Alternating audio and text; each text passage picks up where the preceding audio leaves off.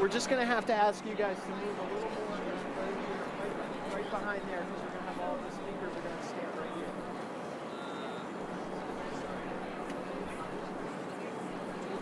Hey.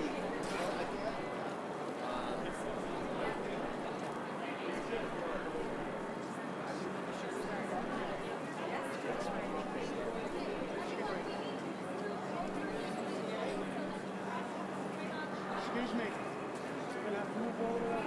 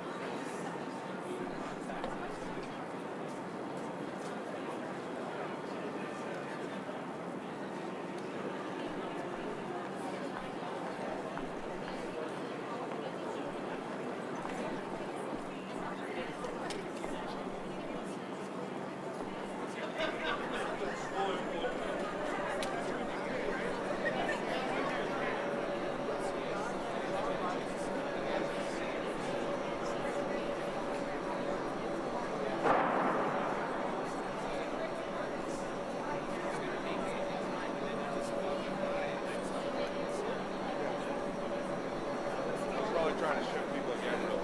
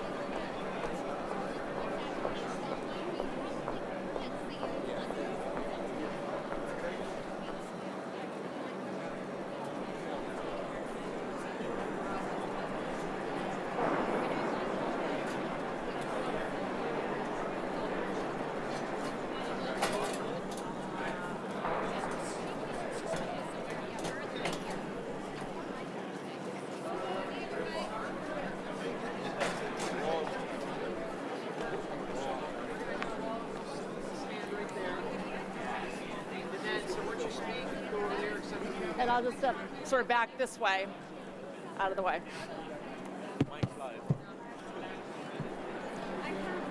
Good to know.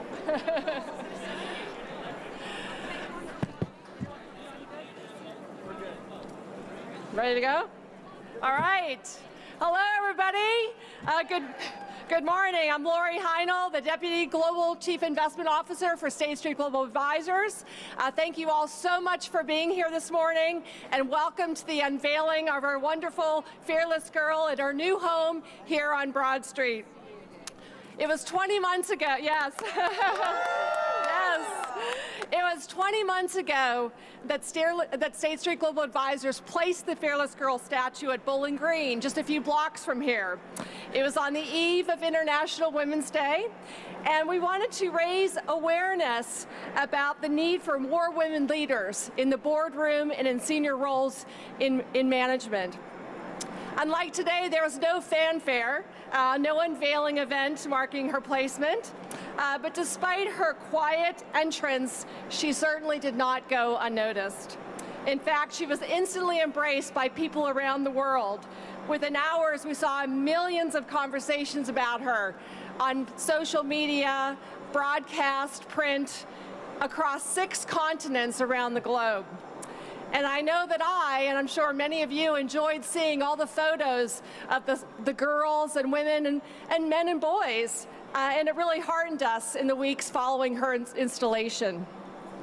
Fearless Girl was initially intended to stay in New York for just 7 days, but she earned a place in people's hearts.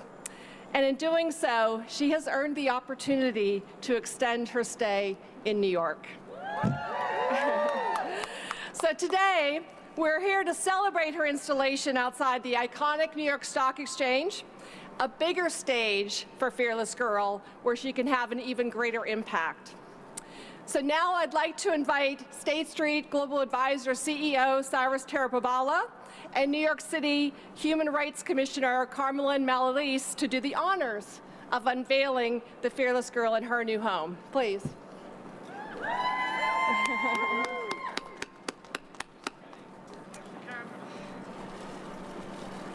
The Fearless Girl. Thank you. So now I'd like to welcome Cyrus Caravela, who was one of the several important leaders who helped to make the Fearless Girl possible, to say a few words about the amazing impact of the Fearless Girl campaign has had on the gender makeup of corporate boardrooms around the world. Cyrus? Thank you, Laurie. I'm still getting some goosebumps just looking at this. So it's really exciting to be here to unveil Fearless Girl at a new home, where, as Laurie said, she can have an even bigger stage to make an even bigger impact. I want to start with some thank yous to a lot of folks who made this day possible. Mayor de Blasio and his team, Department of Transportation, the Landmarks Preservation Commission, the New York Stock Exchange, and in particular Betty Lou and Stacy Cunningham, both of whom are here today, Congressman Maloney, thousands of women in leadership, and the millions of Fearless Girl fans worldwide.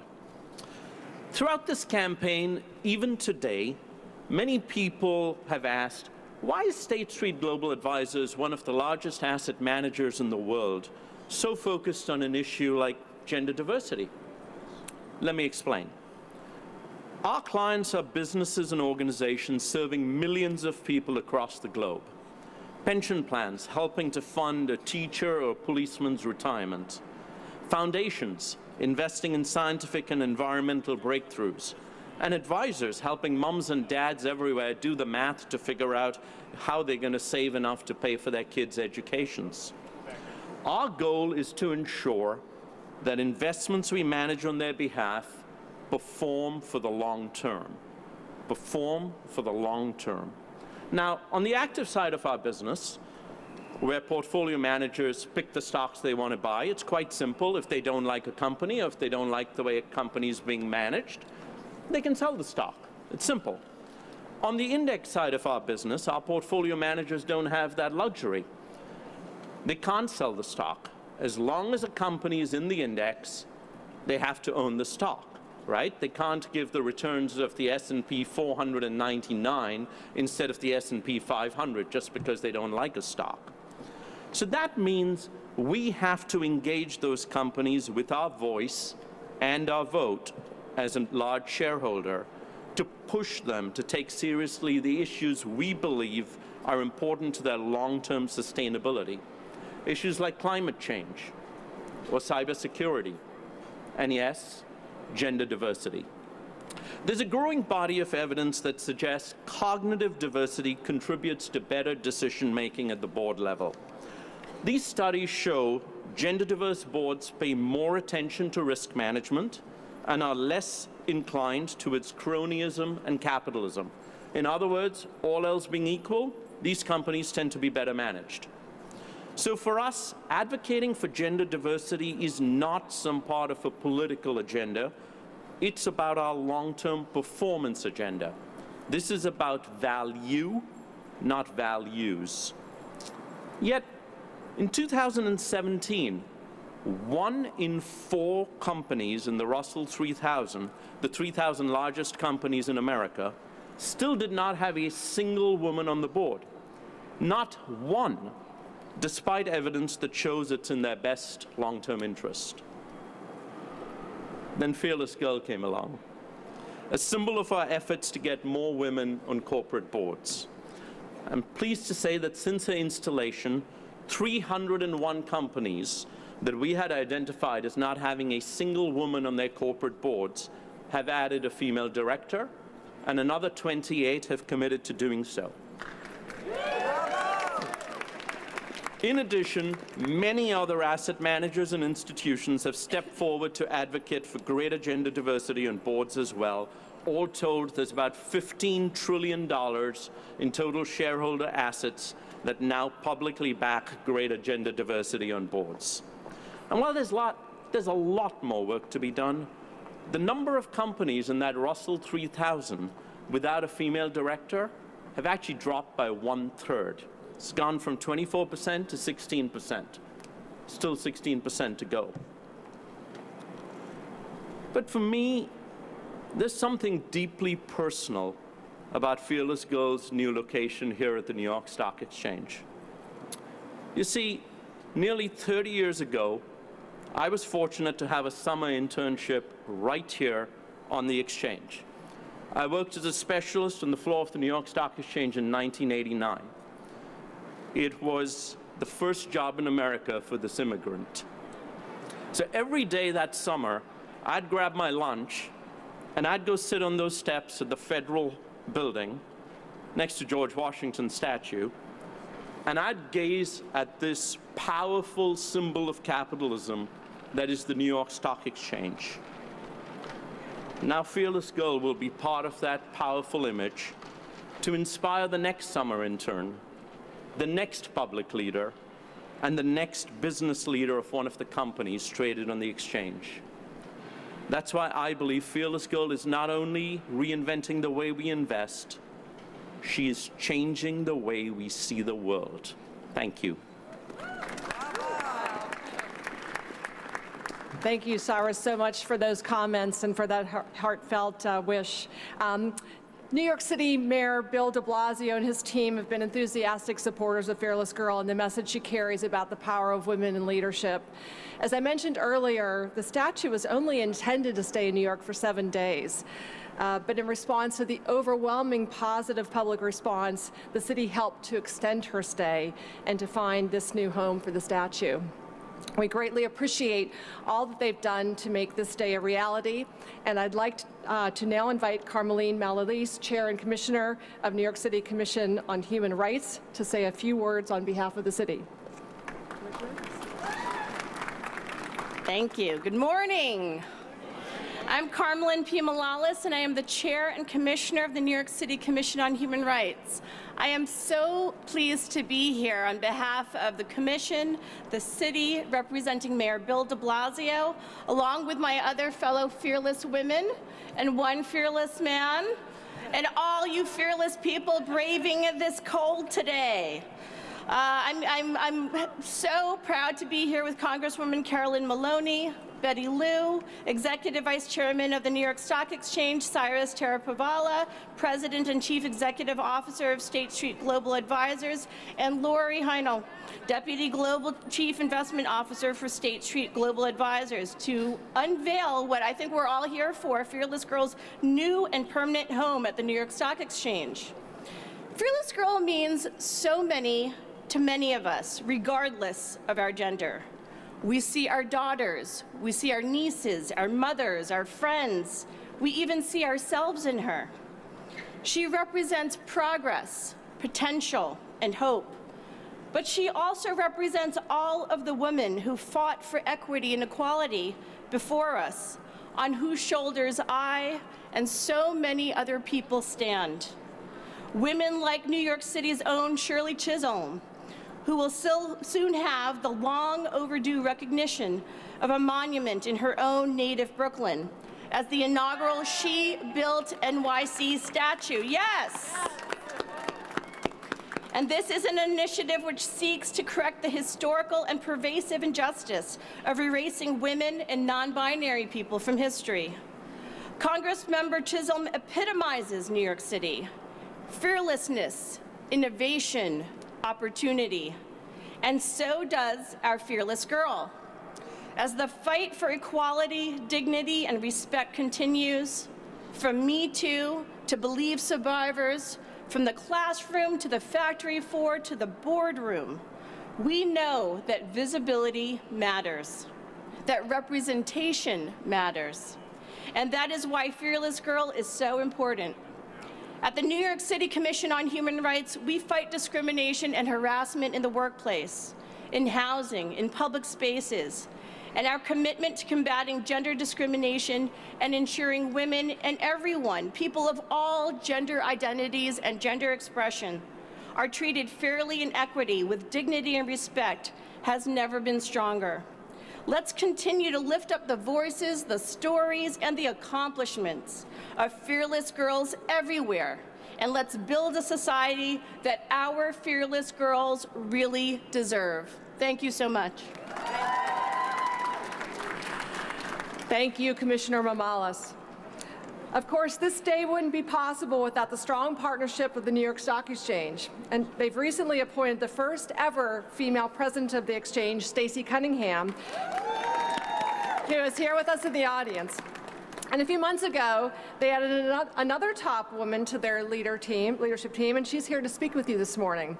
I'd like to introduce Betty Liu, Executive Vice Chairman of the New York Stock Exchange. Betty. I brought my own cheering crowd over there in the back. Thank you so much, Laurie, and it's an honor to be here with Cyrus, with Commissioner Morales, also Congressman Maloney, our neighbors, colleagues, and friends all gathered here today. We thank State Street Global Advisors and the City of New York for entrusting the Lower Manhattan community with Fearless Girl.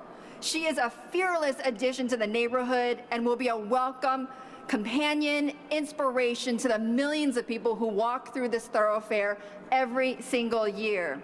We're proud to be a part of this community and to see its growth and evolution through the year.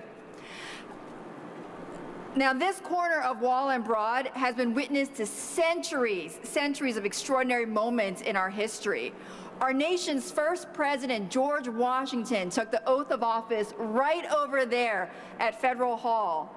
The growth of our economy has been symbolized by the mighty New York Stock Exchange for the past 226 years. And myself, as the proud daughter of a Chinese immigrant, I've always viewed New York City as a place that envelops everybody from all walks of life. This intersection in particular has been marked with the people and events that have changed the world. And today, this intersection has a new chapter. So if this chapter had an illustration, it's been brought to life in bronze with this statue here of Fearless Girl. Yes.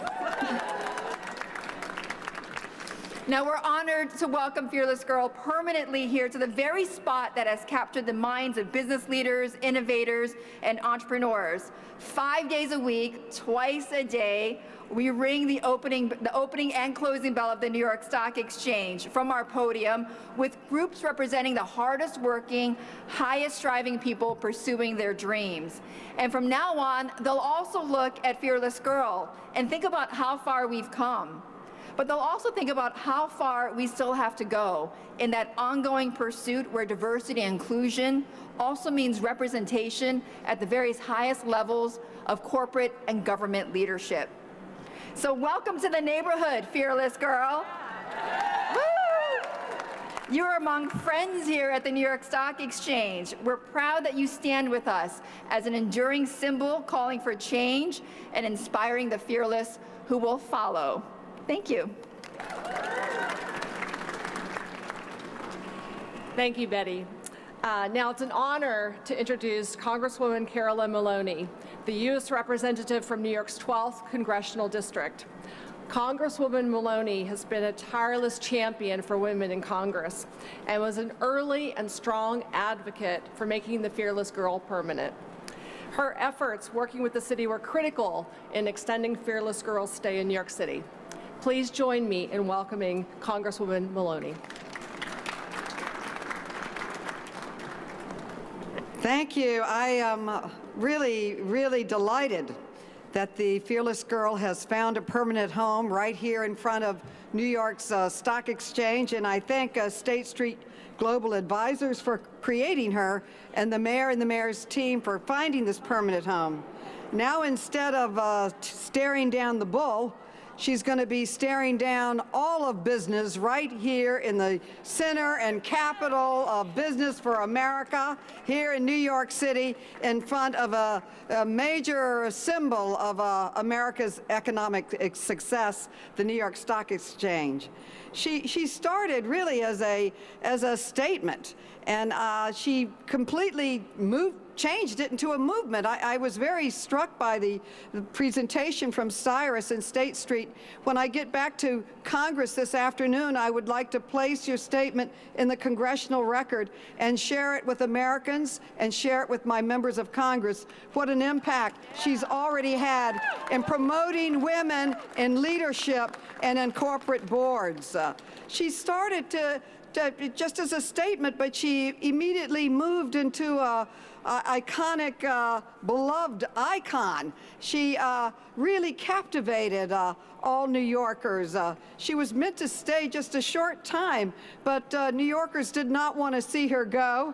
And along with all the women leaders in New York, we started petitions and phone calls and meetings with the mayor, and he had the wisdom to work with us to extend her stay and make her a permanent part of New York City and New York's history and statement. And she's already made a difference.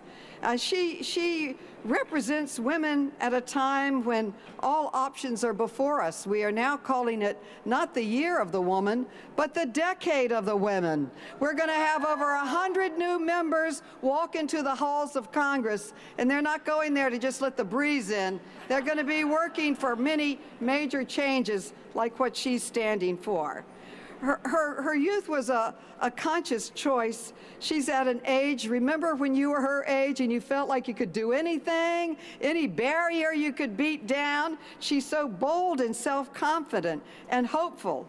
And she also represents the resilience and strength and positivity of women in business. I believe she symbolizes the future, that young girls her age will have every reason to expect to find the equality in the boardroom when they grow up, and that they're still dreaming about. But we have a lot of work to do. I hope that the Fearless Girl confronts the business leaders, that they take her challenge to heart, that they recognize that companies with the highest number of women on the boards are the most successful. Really, there have been government reports that show businesses that have more women on boards, their bottom line is better. And because I believe we need to do more than just hope, I have introduced legislation, even before the Fearless Girl appeared, 2 years before, the Gender Diversity on Corporate Leadership Act, to add encouragement to companies to put and appoint more women.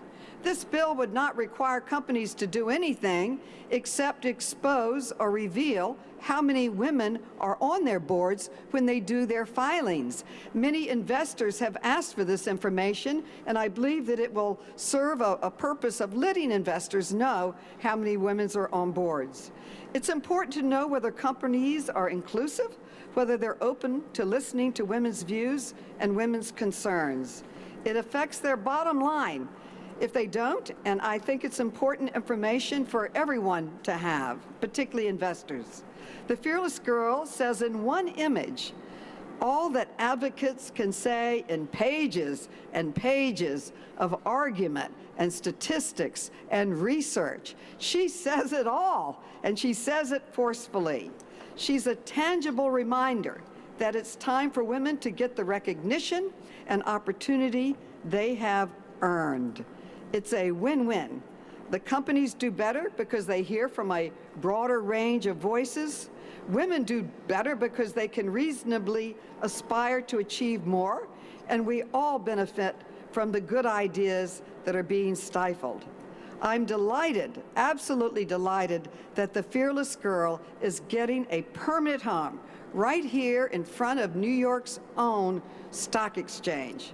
I hope she'll continue to serve as a daily reminder to Wall Street to do more to open their boardrooms and corporate leadership spots to women and to a broader range of ideas. Thank you to the mayor, to the stock exchange, which is now headed by 2 women, bravo, and to State Street for putting a focus on the need for women in leadership of equality of opportunities in our great country. And thank you to the Fearless Girl for inspiring us all.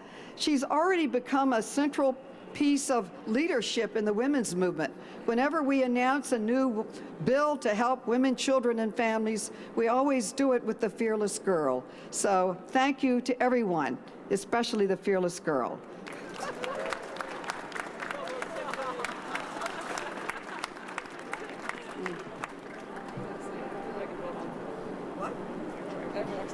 Okay. Thank you. Thank you. Thank you very much, Congresswoman Maloney, and thank you all again for being here today. Let's have one more round of applause for the Fearless Girl. Yes, yes. So we're going to take a few photos with our speakers, and I want to also mention that the New York Stock Exchange has invited us to ring the opening bell in honor of Fearless Girl. So the guests who are here to help us ring the bell, please start making your way to the New York Stock Exchange entrance. So thank you again, everybody, for being here to celebrate this momentous occasion, and we look forward to seeing even more women aspire to positions in leadership in honor of the Fearless Girl. Thank you.